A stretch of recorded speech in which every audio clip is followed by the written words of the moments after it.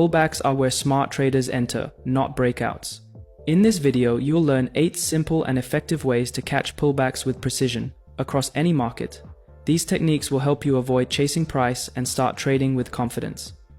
Let me share something that could change the way you trade. Every market moves in 2 phases: impulsive moves and pullbacks. The impulsive move is where smart money makes money. The pullback is where most retail traders get trapped. Your success depends on spotting when the pullback is ending and the next strong move is beginning. In this video, I'll show you 10 powerful ways to catch pullbacks and trade with the smart money, not against it.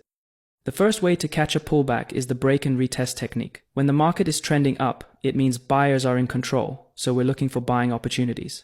As price approaches a resistance level and then pulls back, that resistance becomes an important reference point. Once the market breaks above it and pulls back to retest it, that's where the pullback often ends, and the next impulsive move begins. In a downtrend, it's the opposite. Sellers are in control. Price approaches a support level, bounces, and then comes back to break it. When it pulls back to retest that same support, now turned resistance, it becomes a key level where the next bearish move is likely to start. Let's look at an example in an uptrend. Here, the market is making higher highs and higher lows, a clear sign that buyers are in control. Price approaches a resistance level, pulls back slightly, then breaks above it with momentum. Now watch what happens. It comes back to retest the same level it just broke. That level, which was resistance, now acts as support. This retest gives us the perfect entry point. The pullback ends here and the next impulsive move begins, right in line with the trend.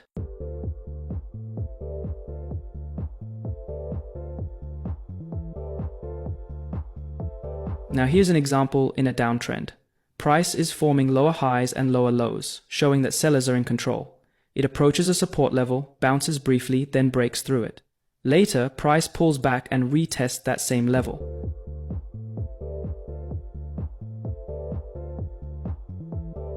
But this time it acts as resistance. That retest is our signal. The pullback ends and a new impulsive bearish move begins.